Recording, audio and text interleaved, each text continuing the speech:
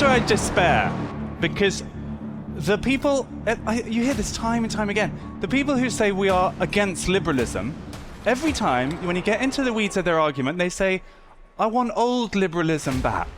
Every time they're like, oh, it's not liberalism anymore. The only way that we're going to be able to salvage the kind of positive, liberal, truth-seeking dispute and disagreement that I think everybody here values, including all of you in the audience, is going to be, paradoxically, an illiberal set of moves, one way or the other. I don't think anyone is seriously proposing going back to the Middle Ages. I mean, I sometimes joke about going back to the 1450s rather than the 1950s, but I don't mean it. You know, you praise my washing machine out of my cold dead hands. What do you mean you don't mean it? Then you call yourself a reactionary feminist, and you are... I mean, how can you not live your life the way you want to now? No, I think that's the point. You can do that, and we can do what our thing. We run a risk here of getting into a situation where it could be worse and it could be better. The favorite mechanism of liberalism's ardent defenders, their favorite tactic is in an audience like this to be like, how many of you like to have sex? Yeah. How many of you want to have sex however you want? And it's not ever to look at what's happening. And again, I didn't realize you were asexual, but I'm sorry to have disturbed you, triggered you. It's up to you as an individual to create meaning, and this was true in the Middle Ages. It's just that if you created the wrong meaning, you would be cut down. We live in a good world. We need to make it more liberal and more free, and we will have a better society.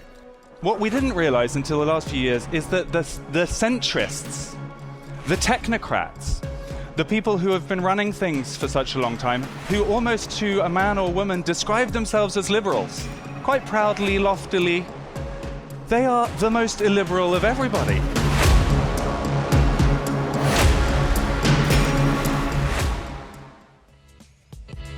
Hello, Dissident Dialogues! Give me a cheer if you're having a good time. Come on, this is America! Get it up, get it up! Welcome, everybody. We thought after some death-defying bravery and some comedy, you would be absolutely gagging for something really serious. So we've got you a debate on liberalism. I say it's serious because actually I think liberalism, not to pat myself on the back here, given that I'm moderator of this debate, might be the underlying theme of all of the issues that we're talking about over this weekend. It's something that runs under everything from gender discourse through to the campus protests that we're seeing here in New York. Do take a seat and take your phones out, not something I usually ask people to do, but we want you to answer this question first before we start. Can liberalism be saved? That's what we're going to be discussing today, and I want you to give your opinion before we begin so that we can judge how much has changed. While you're doing that, I'm going to do something also a little unusual, which is to give a kind of definition up top of what we mean when we say liberal, because from everything from classical liberal, neoliberal to post-liberal, the word is perhaps one of the most used and abused in the political lexicon. In the context of this debate, what we mean by liberalism is a system of government dominant in Western democracies since the Enlightenment, which is focusing on individual rights, freedom of expression, religion and conscience, limited government, and a pluralistic society with equality before the law. And to talk about that, I have four wonderful guests with me this afternoon, and I'm going to bring them to the stage without further ado. Welcome, Freddie Sayers, Mary Harrington, Sohrab Ahmari, and Nick Gillespie.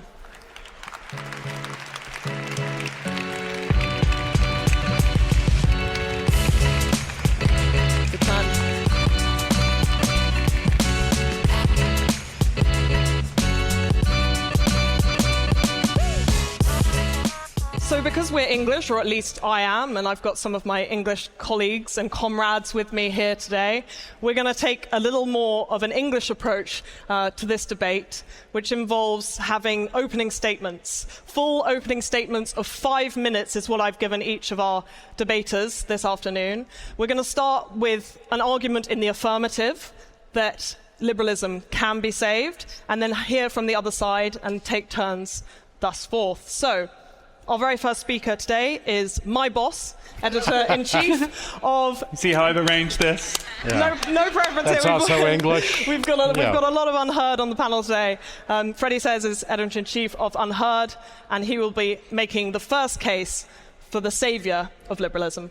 Thank you, Flo, and thank you, everyone. I really think this matters, this session. I know it kind of sounds technical, and we want to try to avoid spending loads of time defining it. But for me, it is the big political question of the moment. It's about freedom versus authoritarianism, and it is not, absolutely not, to do with whether you are from the left or from the right. I've got a quick and easy way to work out if someone is actually a liberal. Do they defend freedoms and processes that advantage their political enemies? How many times do you see that these days?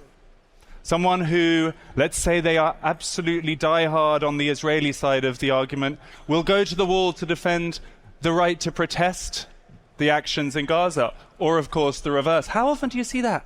It doesn't feel like you see it very often at all. So far from being this system that we all live in, this thing that we don't need to discuss anymore, I think true liberals are a dying breed. They are endangered. We need more of them. So by the end of this, I want a room full of liberals with this little miniature Oxford Union debate that Flo has announced we're bringing to Navy Yard. So I said that it's not about the left or the right. The progressive left, we know they are not enormous fans of freedom. They have many virtues, but that's not their number one issue. And it's frankly been quite terrifying to see just the extent to which they are delighted to ban things, seize a new virtue and just force it on a whole population without discussion. And I have not been present in the protests in Colombia, but I don't feel like there was necessarily a very liberal atmosphere in some of those protests. There is something going on from the progressive left, which is, to my mind, pretty scary and has nothing to do with freedom. We know that bit. What we didn't realize until the last few years is that the centrists, the technocrats, the people who have been running things for such a long time, who almost to a man or woman describe themselves as liberals, quite proudly, loftily, they are the most illiberal of everybody. This is what we've now discovered. I feel that 2016 was a big change in that process. There was a sense that these populist voters, these people we don't like, we're not going to engage with them. We're not going to try and accommodate them into a liberal settlement.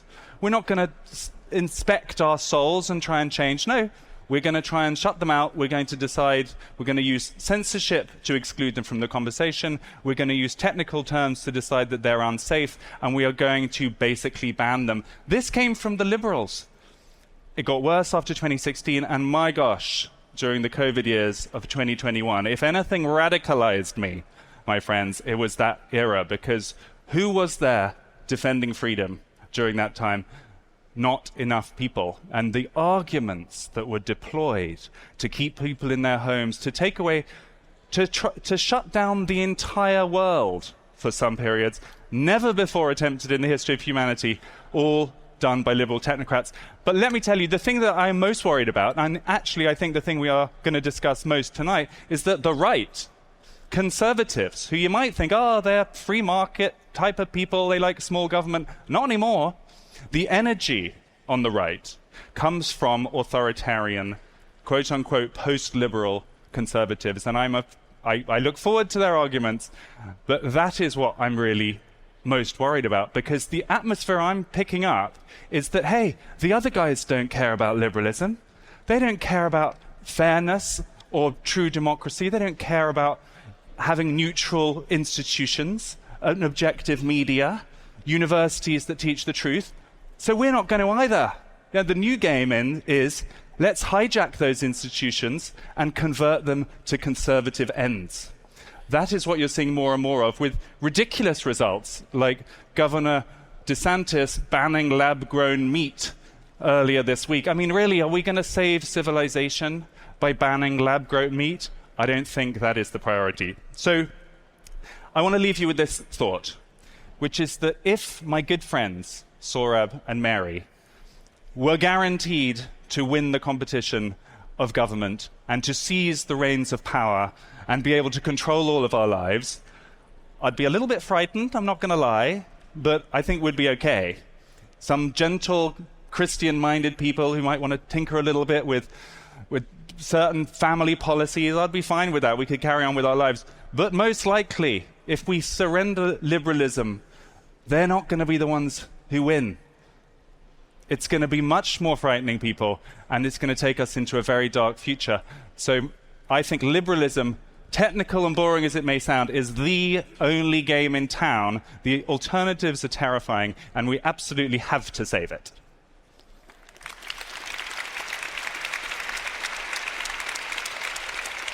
Thank you to Freddie, and now we'll turn for the opening of the opposition argument from founder and editor of Compact, Sohrab Ahmari.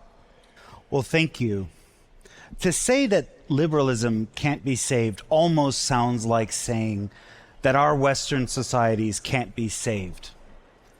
And you probably recoil from that notion, as do I, because I'm an immigrant to the West. I've, in effect, voted with my feet in favor of this society, and I'm a proud American by choice. And moreover, I can't buy into that sentiment because sitting in the audience tonight is my 7-year-old son, Max. And for his sake, I can't believe that our society is beyond saving.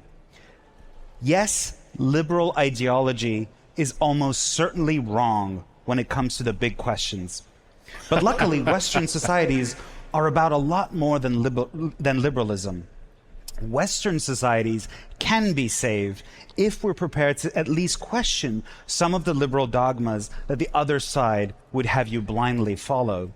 So to start, what are the big questions? 2 of them. They are, what are human beings and what makes us come together to form political communities? Liberalism, the roughly 400-year-old ideology of market society, offered terrible answers to these questions. For millennia, the core consensus of Western civilization had been that human beings are naturally social, and that political community comes naturally to us. In this older telling, true freedom is not the absence of restraints. It's about freeing ourselves from our selfish passions, with politics and law guiding us to fulfill our social natures and helping us to thus become more fully human.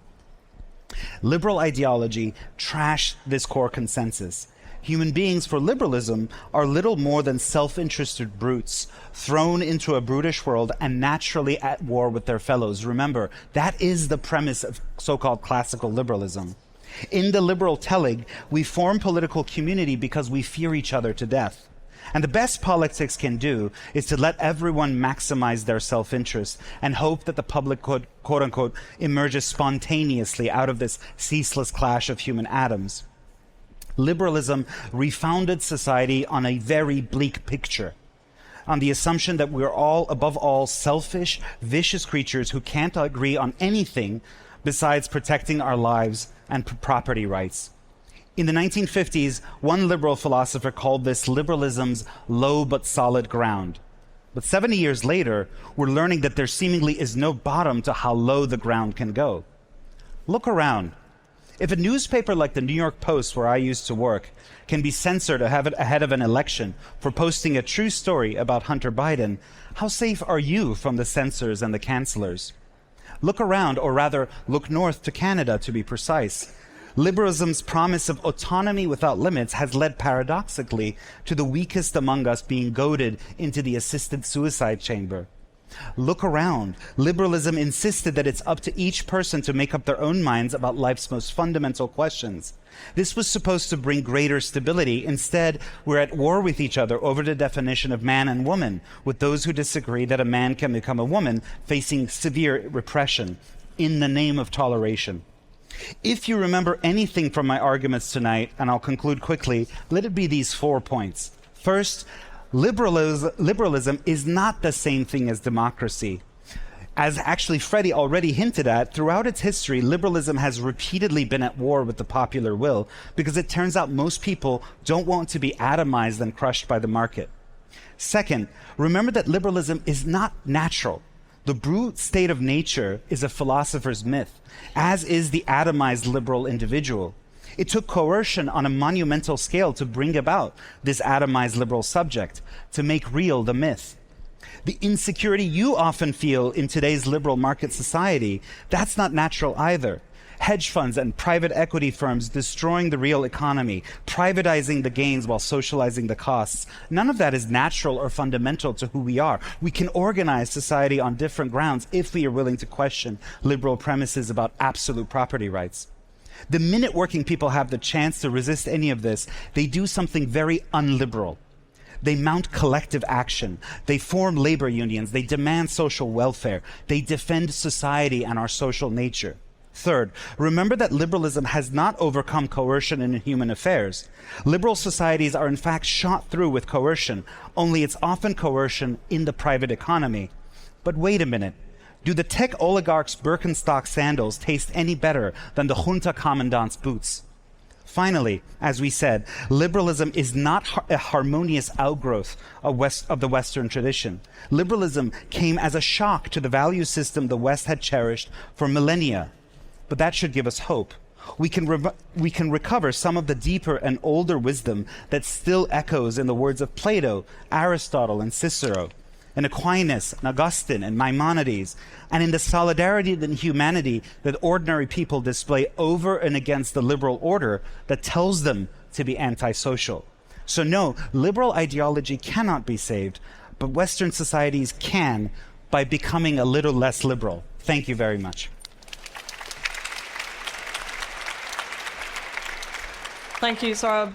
Next, to continue the argument for the proposition, is host of the Reason interview, Nick Gillespie. So thank you. Sohrab and I debated immigration a couple weeks ago in Dallas, and I'm in favor of more immigration. He's in favor of less. And after hearing that, I'm kind of tempted to say maybe we should have shut the borders, because what you're hearing is somebody saying what we need to do is to go back from a liberal order where you can be Catholic and religious and medieval, but you can't force it on other people. The liberal order, what's great about it is that Sohrab can live in his pre-modern world where the Pope and aristocrats and people tell you everything that you can do. And I can live in a world where I am not atomized. Atoms, after all, bond, right? Atoms don't go off on their own. So let me start by asking you, this is the defense of the liberal order, and I don't know where Mary is going to fall, in all of this, but how many of you want to be able to choose who you have sex with? Okay. How many of you, or not have sex at all? If there's any, asexual aces out there, more power to you. Okay. It's beautiful, as long as you're not forcing other people to do it. How many of you want to relax with beer, wine, or weed and be able to choose, right?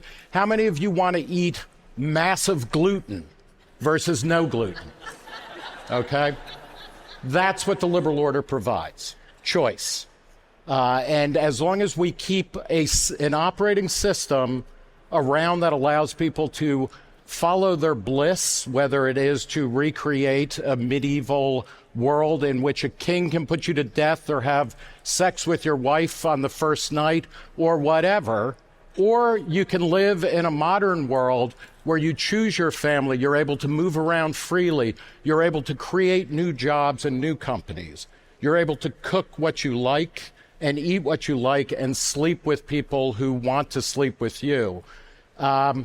I don't know why we should be worried about the liberal order. I will also just, what Friedrich Hayek, who after Salma Hayek is my favorite Hayek, talked about the liberal order as a time or an era where we could at least start knowing and choosing different ways of life. We have barely started the liberal project, and it is not this grotesque, horrible, open-air prison that Sohrab was. We're living longer. We're not living longer. The liberal order did not double lifespans in the past 100 years so that we could be chained to our factory tables and produce more stuff for tech oligarchs. It's a natural outgrowth of freedom, of ingenuity, of people seeking to create a world that is better for them, and the people they love. We are barely getting started in the liberal order. I would suggest Freddie seems to be very posh and aristocratic, but you have a working class child of a grandson of immigrants, 2 women, and somebody from Persia on this stage. We're up here because of the opportunities afforded by a liberal society that is characterized by creative destruction, not only in the economy, but in the social order and the class order. That's an order that is absolutely wonderful. It is not perfect. It is worth defending. And I guess when we get to when we get into the conversation more, we can talk about the threats to it and how might it be tempered, because there are issues, and also how it might be preserved. But thank you. Thank you, Nick. Freddie's actually got a really strong Boston accent. He just puts that one on for the stage. Right. Very good. To conclude the opening statements, we have Unherd star writer Mary Harrington. Thank you. The first thing I would say is that what Freddie characterizes as this techno-tyranny which emerged during COVID, and which he deplores, and I agree with him in deploring. Freddie characterizes Sohrab and me as the post-liberals, but I would propose that deplorable techno-tyranny, which we've seen the contours of for the first time, is in fact the actually existing post-liberalism, which is already here and is not the post-liberalism that either Sohrab or I ever felt we'd like to endorse. So under actually existing post-liberalism, which is already here and is already the order that we live under, you mentioned, and everybody in the audience agrees, that we'd like to be able to choose what we eat and who we have sex with. Under actually existing post-liberalism, which is already here, there are people who would like to legislate for lesbians to have sex with men who identify as women, for example. That's not people getting to choose entirely who they do or don't have sex with. Under actually existing post-liberalism, there are technocrats who would like to legislate for you to eat less meat, or perhaps no meat, in order to save the environment, perhaps. And if this is an emanation of liberalism under the order that we currently have, I would say that perhaps we're not quite in the place where either Freddie or Nick would suggest that really we are. In fact, actually existing post-liberalism, which is what you will preserve if we carry on along this trajectory, not liberalism at all, is not something that any of us would sign up for, or I suspect anybody in this audience either. True liberals, I agree with Freddie, are dying as a breed. There are something I've talked about a lot with everybody here and with my friends and colleagues and people here who've come to this fabulous event, has been how unusual it is to find somebody who enjoys arguing. My brothers and I, the reason I'm here at all, I suppose, is my brothers and I enjoy arguing recreationally. With somebody, we get together for dinner periodically and we just go at it. It's fun, but then sometimes we do it accidentally around somebody who really doesn't enjoy that, who comes from a family where arguing is not something you do for fun, and they look terrified or appalled, and they think, why are they doing it? Is this fun? And they're, what are they doing? Are they fighting? This looks this horrible? Can you stop? Please have some, more tea. But anyway, so recreational arguing, which is something that a pleasure that Freddie and I think really both enjoy, and every time we get drunk we have terrible ding-dongs and it's always very friendly, is dying as a widespread paradigm. It's widespread, it's dying as a cultural norm. It's dying as something which was understood broadly to be a social good or a public good. It's being replaced by something much more restrictive, much more constrictive, and much more, I think, stifling. This actually existing post-liberalism, which has these technocratic sequelae that none of us, I think, here enjoy. Why is it dying? I have some thoughts. If you'll bear with me on a tiny little bit of history as to why the recreational arguing version of liberalism it worked well enough for a long time, and it's afforded a great deal of social innovation, a great deal of technological innovation, along with the points, the metaphysical framework that Sohrab so ably critiqued just now, the individualism, the atomization, etc., and so on. It emanates, if it's run into trouble now, this has been catalyzed by the same thing that gave rise to it in the first place, which is to say a new information revolution. So the recreational arguing paradigm is a byproduct of the Reformation. In a sense, it was the political settlement which emerged in order to accommodate the religious differences which came with the Reformation. It was a way of saying, okay, you Anabaptists over there, you you think one thing about salvation. You Catholics over there, you think something else. You can all get along as long as we all agree that religion doesn't matter very much. And it's kind of worked well enough, to say that there's a sort of metapolitical frame which can accommodate all of these different religious frameworks, as Nick has pointed out, and and that we can all rub along reasonably well. The Reformation itself was downstream of the printing press. And is intricately bound up with mass literacy, which is a core precondition for liberalism in the sense that Freddie and I both enjoy. This assumption that we're all free and rational individuals capable of absorbing facts and choosing wisely on the basis of those facts. In the wake of the digital revolution, which is where we are now, we have a world where mass communication is separable from mass literacy. And I would put it to you all that under those circumstances, the kind of recreational arguing, which is a precondition for liberalism in the positive sense, that we would like to be able to say, is no longer tenable at scale. It's no longer the most literate who have the mic, or even the most persuasive. Often it's simply the loudest and the most willing to choose rhetorical force over reflection and dialogue. In that context, a phenomenon has emerged that the economist Thomas Prosser calls low liberalism, which is a political discourse that embraces, as Freddie has already pointed out, liberal-esque political stances and then sets out to impose them via authoritarian means. Now, I don't think it's going to be a popular stance at a free speech festival, but I struggle to see how any of this can be contained, and thus the more classical vision of liberalism saved, without restricting the marketplace of ideas to those capable of actual dialogue.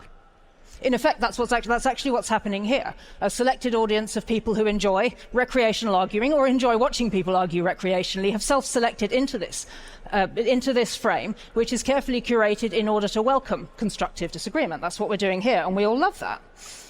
Can you do that at the scale of the entire planet? I think not.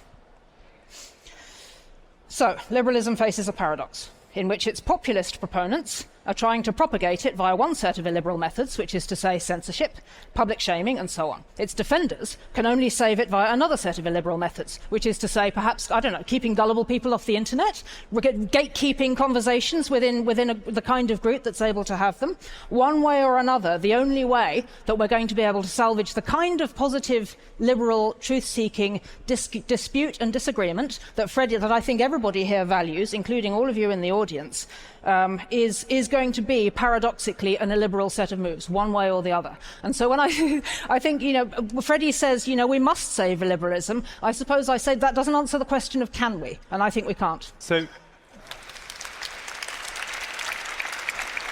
here's where I despair, because the people, you hear this time and time again, the people who say we are against liberalism, every time, when you get into the weeds of their argument, they say, I want old liberalism back.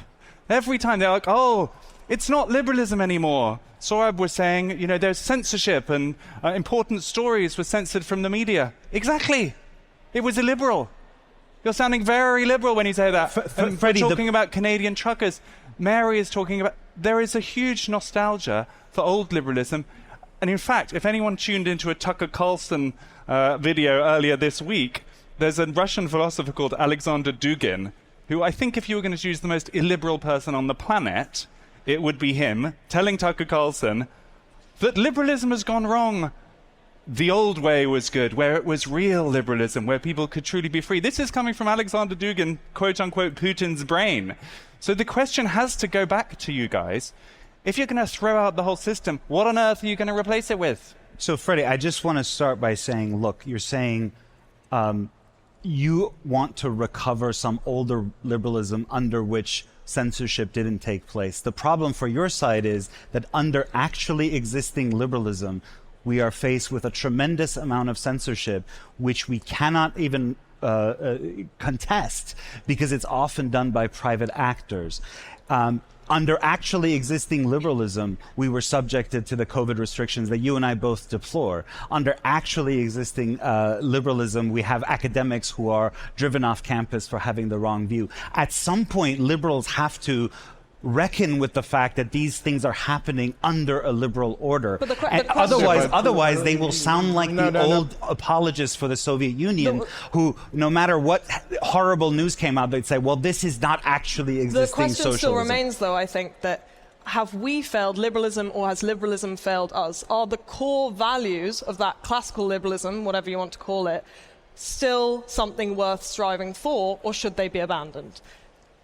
The fact is that the reason we have censorship is that it is impossible to have a society in which one set of values is not enshrined over another. So this is a there reality. has to be a dominance The of only values. question is whether or not the values that are enshrined are humane, are they reasonable, can they be contested by reasonable means? And what someone like Nick will do is to paint a picture of the past, of the entire past, as a land of horrors. It was just all these inquisitors and tyrannical kings until some point relatively recently human beings stopped doing that sort of thing. And it is actually, although Nick wouldn't call himself a progressive, this is a progressive logic, because you have to come ever more recent until you find a time that is not a land of continuous horrors. You can't seriously be advancing that argument. When Twitter censored the New York Post story about the Hunter Biden laptop, that is private censorship. So it's not state censorship. It is shocking. It is horrible. And there was fallout from that. It is less likely to happen again. We're also in a world now. How many of you are like, the problem right now is that it's so hard to get your voice out there, or to find news that you can trust, you can discover. You started a new magazine, right? After working at what is arguably the oldest continuously published newspaper in America. So we're living in a world that is not perfect, but there's lots of speech, and you can route around censorship. In the world you're talking about, and the world that you are glorifying, which is a pre-Reformation, pre-printing press, medieval, church-based society, that doesn't happen. So again, I think what Freddie and I are both trying to, defend is a system that does not depend on your participation, meaning that your side wins, or that you get to dominate and dictate the choices of everybody else. You started by saying, the real thing is, what are the big questions? The big questions for you and for me and for everybody else in the panel and on the audience are going to be different. And the point of society and the point of a liberal social order, which has politics and economics and cultural dimensions, is not to build a consensus and then everybody's on the team. And if you're not, you go to the gulag, or you go, you get killed in the town square. It's that you can live alongside each other peaceably. And we learn from each other and things like that. The question before us should not be, how do we get rid of that system? It's how do we make it bigger and more robust than it is now?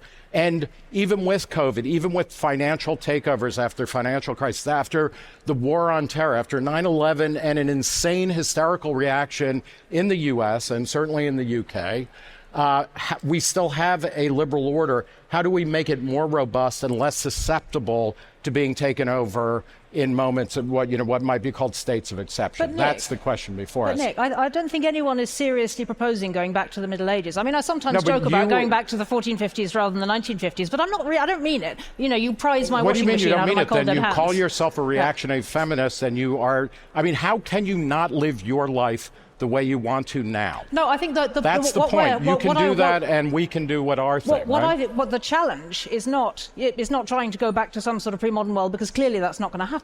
The challenge is how we deal with how we address how we manage the public square on the scale of the entire internet. Because I mean, if we're talking about speech and we're talking about self-expression, we're talking about those ways that we do politics really in the public square, and the public square is now 10 billion people all the way around the world. How do we manage that? Inevitably, in order to be able to function in anything like a coherent or constructive way, this is going to require some measures of constraint on speech. And I think really the difference between my stance and you're in favour of constraint on speech. I just think we need to be a bit more honest about it. But you're in favour of constraints on speech, such as what? Realistically, if you want to have the only context in which it's now possible to speak freely is where you've pre-selected the people amongst whom you're speaking freely. And the only reason the proposition of the free speech was ever really tenable was because the barriers to entry in the public conversation were so high. To me, that sounds terrifying and I defeatist. completely agree, but that's where we are. And defeatist. And this is why this is not a weird academic angels on the head of a pin kind of debate. This is it, because every single day we are assailed by things we find deeply wrong and offensive, censorship, these things happening. And the choice is, do we react by saying, that's how they're playing dirty, we're going to play dirty too. We are going to race to the bottom and embrace those tactics, because that is the effect of my opponent's argument. Do you or ever do we delete still comments say, on Unherd? no, this is wrong? Let's use liberal arguments to win the day. And we've talked a lot during this conference about this gender question. There's been this huge step forward in the UK, in my opinion. I accept some people might believe differently. And we've had this big review that has changed the rules about gender transitioning for under 18s. The reason that happened was because of liberal arguments to do with evidence that there wasn't enough, appealing to people's liberal senses. It was, in effect, actually the BBC and the Observer and J.K. Rowling, the most kind of Blairite centre-left person, who eventually changed the conversation on that. People would not have won the argument if they were saying it goes against my godly sense of what is right, that a woman is dressing in man's clothing. That was not going to win the argument.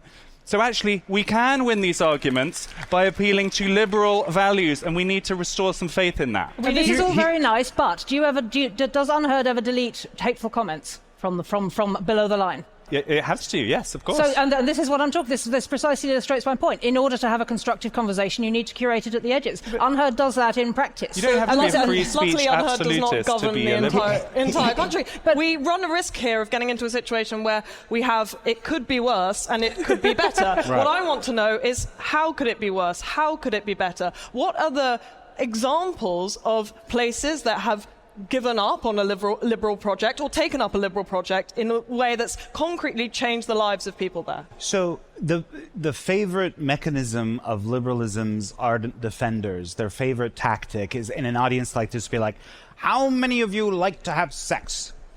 Yeah. How many of you want to have sex however you want? And it's not ever to look at what's happening. And again, I didn't realize you were asexual, but I'm sorry to disturbed you, triggered you. Do you have kids? I have 2 kids. All right. That's good. Because sometimes you have to ask with the libertarians. People. You never know. I've done my part, and I'm going to have more. But they don't actually tell you about actually existing liberal society. In actually existing society, It kind of doesn't matter whom you prefer to have sex with, because fewer and fewer people are having sex at all. Young people are this kind of Generation Z. You can look at Pew polling and others. They're not having sex. Something's gone wrong with the model of perfect liberation of sexuality. They're actually not having sex. So you can legislate for it? No, we're not just atoms. We need more fuck just one last stations, point. right? Government-funded fuck stations. We're not just atoms because we can form civil society, little platoons, and so on. Well, I'm sorry, but 1 out of 5 millennials reports that he or she doesn't have a friend. 1 out of 5 millennials doesn't have a friend. Sorry, but I have to ask you, how does moving beyond liberalism fix that? Sure, we can look at the New Deal order. The New Deal order in the United States, we're not talking about some fantastical return to medieval times and so on. I don't want that. I don't want to live under the rule of popes. I'll be honest.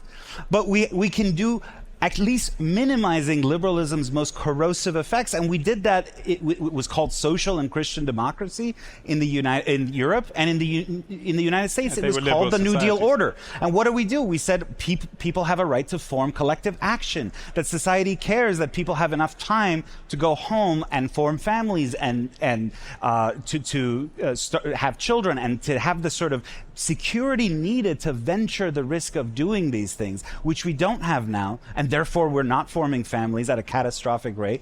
We are, like as I said, the facts. We're actually not having sex, regardless of what you prefer. We're not having children.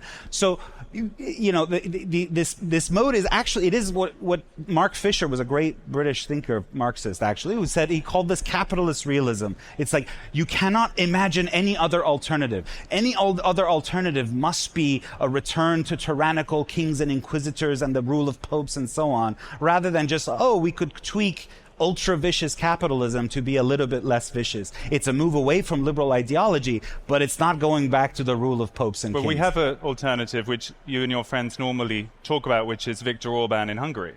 That is that's the poster child for the post-liberal movement, as I understand it. Is that roughly where you would like the US to go? I favor some things Viktor Orban does, like giving, if you have 4 children, you're exempt from taxes going forward for the rest of your life. So, is that... If I get pilloried for asking you if you like sex, to have somebody say, hey, you don't have to pay taxes, that seems very much out of the If you have libertarian children, playbook. it's reason why people in rich countries are having fewer children, women in rich countries are having fewer children, is because they're choosing to have fewer children because they have more options. Okay, and that doesn't mean whatever is perfect, but if we want to talk about liberation, and I'm not a sexual liberationist, I'm not a perfect liberationist, but it's because in a liberal order, women were granted equal status under the law and eventually under society. And they were given control over their biological processes and things like that. This is a good thing. And this worries me when the right is saying something that is defining of contemporary society, that has enfranchised half the population to be able to be more in charge of their own vision of what their life should look like. That's a problem. And what we need to start doing is incentivizing people to, we need the women in this office. Raise your hand. Do you want to pay no taxes? Have 4 kids. That's not liberal. And it's not going to fix any ills in But it's not like monstrously illiberal either. Let's pause for a moment and ask a woman who might have a different view, perhaps, on that question. Is liberation a kind of good principle to base a political system on? Speaking as a woman. Just to Nick's point about, to be crystal clear, I don't endorse coercing women to have children. I don't think that's something that anybody should be in favour of. However, just to Nick's point, no, this isn't where I go on to qualify my statement. Just reflecting on Nick's statement that women are having fewer children because they have more options, it strikes me that regardless of what Sohrab and I think about the future of liberalism, this suggests that liberalism is, within a certain number of generations, self-limiting. If women continue having sub-replacement levels of children where these conditions obtain, eventually the society in which these conditions obtain will cease to exist and be replaced by a higher fertility society. So can liberalism be saved? In a sense, it's busy deleting itself over time. Irrespective of what you or I think. Just to go back to Flo's question about how could things be better, can I just offer a really, after that slightly apocalyptic scenario, can I offer a very mundane example of how we could use illiberal, very gently, very mildly, very Lindy, illiberal means to produce a more constructive end? And that would very straightforwardly be Sunday trading.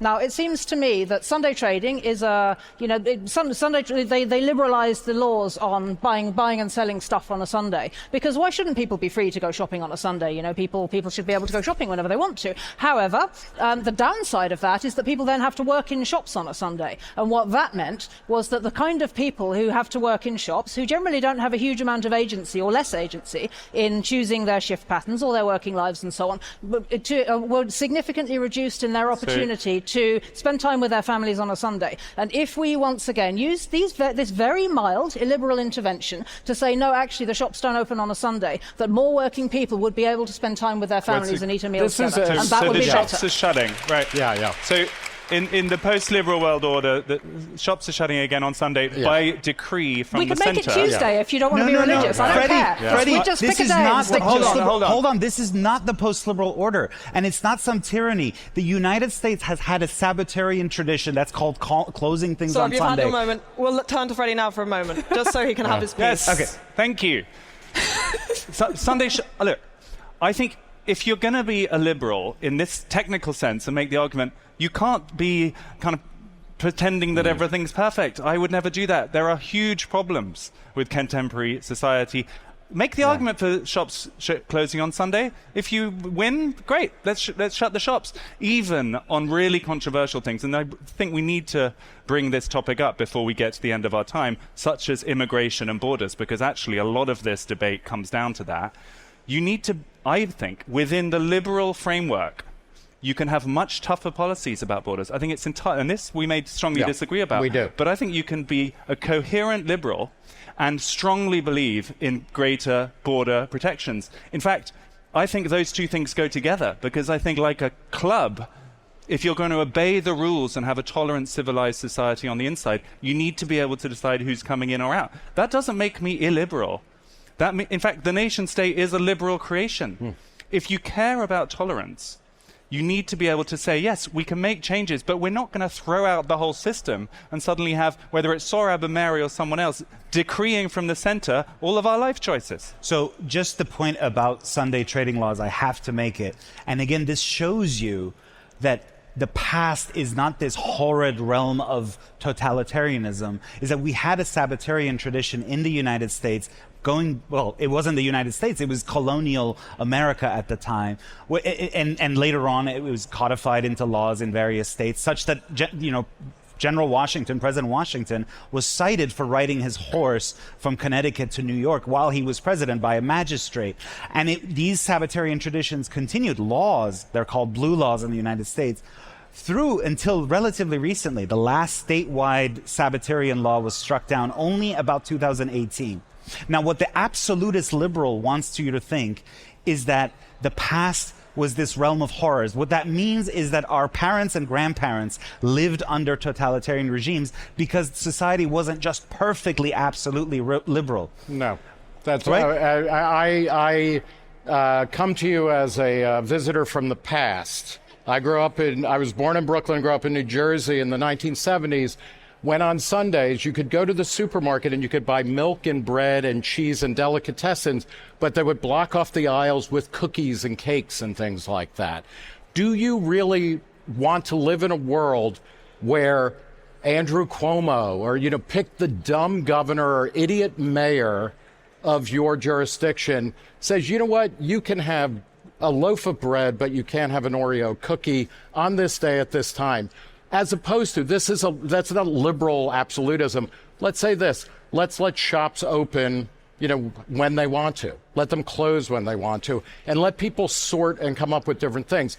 The large question here, if this is if we are defining liberal totalitarianism or post-liberal horrors as today because you can shop on Sundays or you don't have to have kids or whatever, how do we fix this? We have a crisis of meaning in America, right? And I think throughout the West, which is mostly born out of wealth, and we have a lot of time to think about.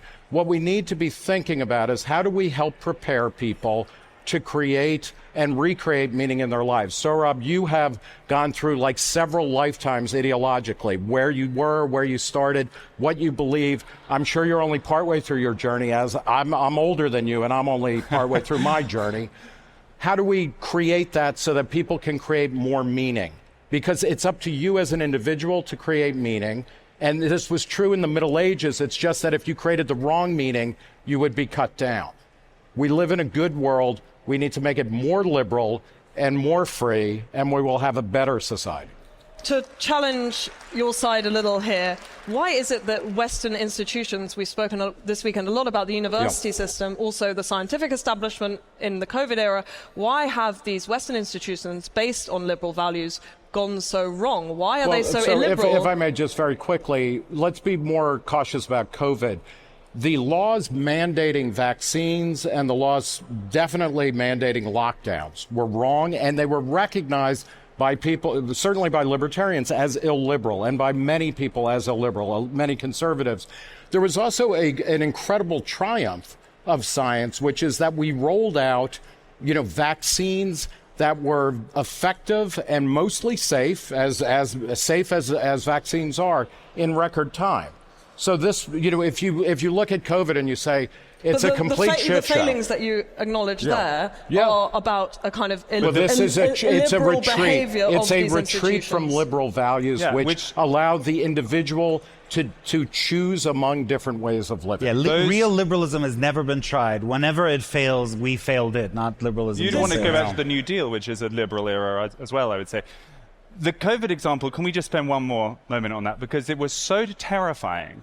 And the reason it happened was a retreat from liberal values. So no one's in disagreement about this. What we wanted was proper evidence, proper choice, and proper rigor in those institutions. And with everything that we've been talking about this weekend, the way you talked about universities, media, etc. Let's can objectivity, let's just turn the whole media landscape into warring, campaigning tribes.